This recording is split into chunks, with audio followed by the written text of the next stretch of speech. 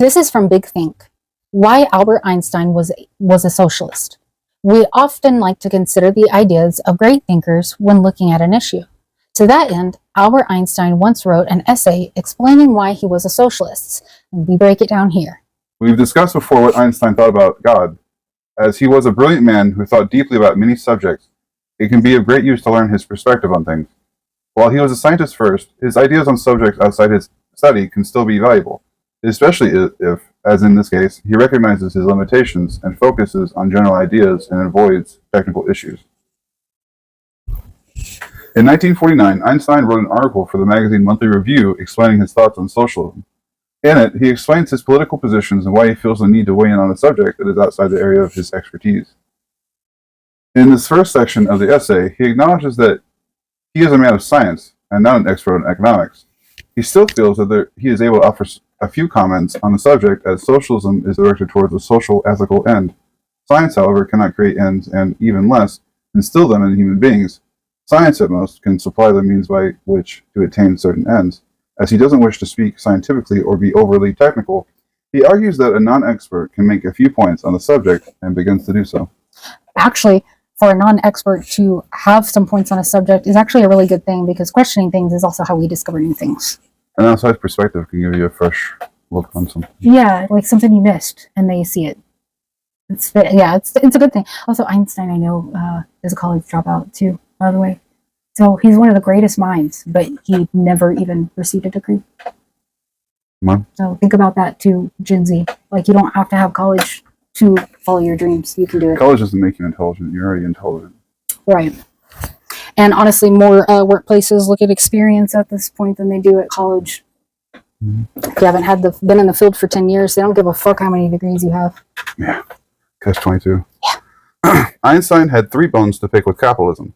The first is that man is, at one and the same time, a solitary being and a social being. He explains his stance that a person is at once an individual and at the same time rather dependent on society for a great many things. However, despite the necessity of a high-functioning society for our well-being, he sees capitalism as encouraging a mad drive for personal success at the expense of society, and leading us to educate our children in a different way reinforces this behavior. This damages the individual, he argues. It drives us to educate ourselves only to find a job, and not to fully develop beyond that. Amen. Furthermore, it can leave the individual in a constant state of fear over the risk of losing their livelihood, which leads to Einstein's second objection. We just talked about that. It's sad that is still relevant. Like, that's sad that, we're still having this kind of a discussion. 80 years later. Yep. For a long time. Since, Wait, what did you say? Where we wait? No, because it's been a long time since that's been going on, too, and we still haven't done shit about that.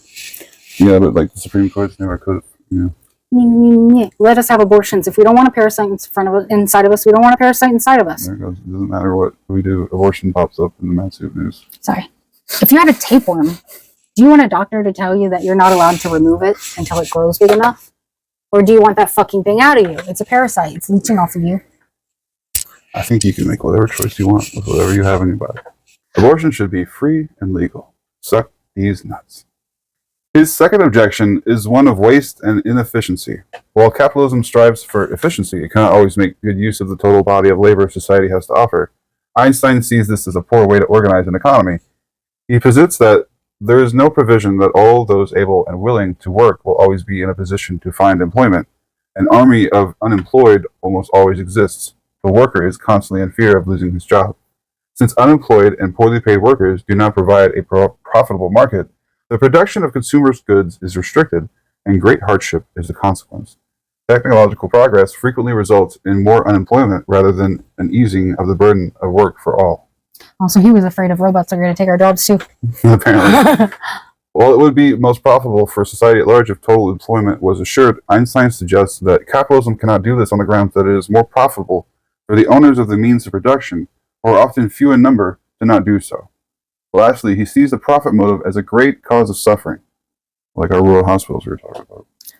Going so far as to say that the economic anarchy of capitalist society as it exists today is, in my opinion, the real source of the evil. He explains further than that. The profit motive, in conjunction with competition among capitalists, is responsible for an instability in the accumulation and utilization of capital, which leads to increasingly severe depressions. Unlimited competition leads to a huge waste of labor, and to that crippling of the social consciousness of individuals, which I mentioned before. That makes sense because, like, if we went in a capitalistic society, you remember that big fucking pile of potatoes that the farmers were just having to dispose of because they just couldn't sell them? They wouldn't be producing that much, or if they were producing that much, that food would go to feed people. Either in this nation or another. We do have a lot of waste because things don't sell and we just throw it away. It's artificial. It's artificial to keep the price the same. And Einstein saw it. And I'm thinking that maybe finally it's starting to be seen by the wider general public. You can only hope. Read Lenin and Marx. His support of socialism comes from the belief that it will solve the problems he finds in capitalism on the grounds that a socialist economy would not be based on a profit motive and would be more oriented towards filling social needs rather than a capitalist economy. That would make America great. I am convinced there is only one way to eliminate these grave evils, namely through the establishment of a socialist economy accompanied by an educational system which would be oriented towards social goals. In such an economy, the means of production are owned by society itself and are utilized in a planned fashion. A planned economy which adjusts production to the needs of the community would distribute the work to be done among all those able to work and would guarantee a livelihood to every man, woman, and child. That's communism. Hey, maybe there wouldn't be child labor since that's become legal again. When you give the means of production to the community, that's called communism.